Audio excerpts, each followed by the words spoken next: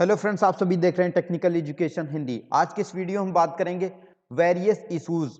It means जो भी हम इंजीनियरिंग मटेरियल यूज करते हैं उनके वेरियस इशूज होते हैं, चाहे वो इन्वायरमेंट पॉइंट ऑफ व्यू से हो, चाहे इकोनॉमिक पॉइंट ऑफ व्यू से हो, या फिर सोशल पॉइंट ऑफ व्यू से। तो उन सारे इशूज के बारे में हम डिटेल से डिस्कस करेंगे। उसके साथ ही मैं आपको बता दूं, जो ये हमारा वीडियो है वो इंजीनियरिंग मटेरियल से रिलेटेड है। वो ऑलरेडी हम इसके कई लेक्चर कवर कर चुके हैं। ये हमारा फर्स्ट यूनिट था जिसमें आज हम पूरे यूनिट को कवर अप करेंगे। तो चलिए वीडियो को स्टार्ट करते हैं।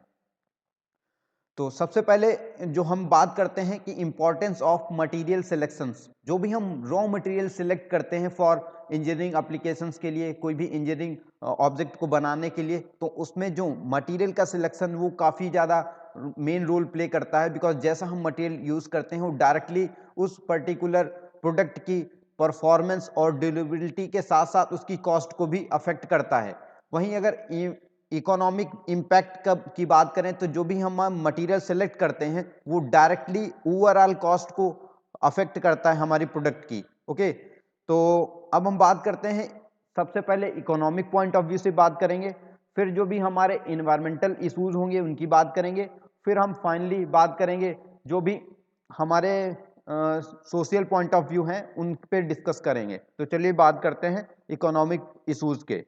तो सबसे पहले कॉस्ट कंसिडरेशन की बात करते हैं। जब जब हम कोई प्रोडक्ट को बनाने जाते हैं तो हम रॉ मटेरियल को सेलेक्ट करते हैं। तो रॉ मटेरियल को सेलेक्ट करते हैं तो ये रॉ मटेरियल जो होता है वो डायरेक्टली जो हमारी जो भी कॉस्ट आती है प्रोडक्ट के बनाने में वो डायरेक्टली इस पे डिपेंड होता है। अगर रॉ मटेरियल हमारा इजीली अवेलेबल है और जो नियरेस्ट अवेलेबल है, उसके साथ साथ रॉ मटेरियल की अगर कॉस्ट कम है तो ओवरऑल मैन्युफैक्चरिंग कॉस्ट हमारी प्रोडक्ट की कम आती है। उसके साथ साथ फर्स्ट हमारा होता है, कोई भी अगर प्रोडक्ट बनाते हैं तो रॉ मटेरियल की डायरेक्ट कॉस्ट होती है, उसके साथ साथ उसकी प्रोसेसिंग कॉस्ट भी आती है। तो अगर ऐसा कोई मटेरियल हम चूज करते हैं जिसको हम जो उससे प्रोसेस कर रहे हैं, तो प्रोसेस करने का तरीका जो है वो इकोनॉमिक है, तो जो ओवरऑल प्रोडक्ट की कॉस्ट आएगी वो कम आएगी। तो ये क्या है, इकोनॉमिक इशूज हैं जो कि डायरेक्टली मटेरियल से रिलेटेड हैं। अगर मटेरियल हमें इजीली मिल पा रहा है, उसकी रॉ मटेरियल की कॉस्ट अगर कम है, तो ओवरऑल ये सारे फैक्टर हमारे प्रोडक्ट की कॉस्ट को अफेक्ट करते हैं।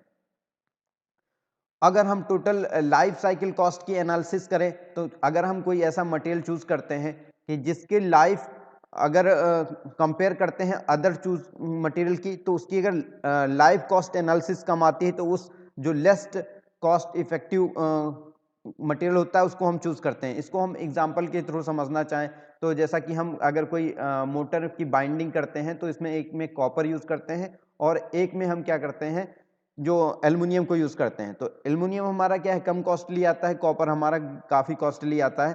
तो इस वजह से टोटल दोनों की लाइफ कॉस्ट एनालिसिस करते हैं, देखते हैं कि कौन कंपोनेंट ज़्यादा लाइफ तक अपना काम को बेटर तरीके से परफॉर्म कर रहा है। अगर जो भी इकोनॉमिक पड़ता है तो हम उस चीज़ को सेलेक्ट करते हैं और फिर हम उस मटेरियल को चूज करके उसकी प्रोडक्शन करते हैं। अब हम बात करते हैं इन्वायरमेंटल इश्यूज की। तो जो डिफरेंट मटेरियल हम यूज करते हैं उनका डायरेक्टली इन्वायरमेंटल के कई सारे इश्यूज होते हैं, just like sustainability. Sustainability it means क्या है, अगर कोई भी हम डेवलपमेंट कर रहे हैं तो वो इन्वायरमेंट को अफेक्ट ना करे, ऐसा डेवलपमेंट। तो भी उसमें क्या है कि हम ऐसे मटेरियल को चूज करें जो कि क्या है, एक पर्टिकुलर टाइम पीरियड के बाद डिकम्पोज हो जाएं, वो क्या है इन्वायरमेंट को हार्म ना करें, तो ऐसे मटेरियल को हमें चूज करना है। और उसके साथ साथ जो भी मटेरियल, ऐसे मटेरियल चूज करें जो जिनकी रिसाइकेबिलिटी एंड रीयूजेबिलिटी हो। जस्ट लाइक मान लीजिए हम पैकेजिंग मटेरियल में पेट मटेरियल को यूज करते हैं जो कि क्या है, रिसाइकेबल है। तो ये क्या है, डायरेक्टली अफेक्ट करते हैं इन्वायरमेंटल इश्यूज को। अब इन्वायरमेंटल इश्यूज में हमारा एक और पॉइंट आता है, environmental impact assessment. It means अगर हम कोई भी मटेरियल को यूज करके डिफरेंट इंजीनियरिंग एप्लीकेशंस के लिए प्रोडक्ट बनाते हैं तो उसमें कई सारी स्टेजेस होती हैं मटेरियल के, रॉ मटेरियल के एक्सट्रैक्शन से लेके उसकी प्रोसेसिंग से लेके उसकी मार्केटिंग से लेके कस्टमर तक जो यूज होता है। वहाँ पे कई टाइप ऑफ प्रोसेस होते हैं जिनमें डायरेक्ट इन्वॉल्वमेंट होता है एनर्जी का, जो कि एनर्जी कई तरीके से कार्बन फुटप्रिंट मतलब कार्बन का इमिशन होता है जिसके थ्रू इन्वायरमेंट बैडली अफेक्ट होता है। तो अब बात करते हैं सोशल इश्यूज के। तो ये क्या है, सोशल इश्यूज हैं जो कि क्या है, directly related to engineering materials है। अगर हम कोई भी मटेरियल को कहीं भी चीज़ से एक्सट्रैक्ट करते हैं तो हमें क्या है, कई सारी इथिकल चीज़ों को ध्यान रखना है। जस्ट लाइक अगर कोई हमारा लेबर है, किसी मटेरियल को वहाँ से जैसे माइन से निकाल रहा है, तो वहाँ पे लेबर की क्या सिचुएशन होगी, उनके सेफ्टी पैरामीटर क्या होंगे। ऐसा कुछ तो नहीं है कि वो हार्मफुल मटेरियल जो कि डायरेक्टली अफेक्ट कर रहा है लेबर को। तो इन सारी चीज़ों को हमें बिल्कुल ध्यान रखना है। अब बात करते हैं हेल्थ एंड सेफ्टी की। तो जो भी मटेरियल हम कहीं से निकाल रहे हैं तो हमें कई सारी चीज़ों को ध्यान में रखना होता है।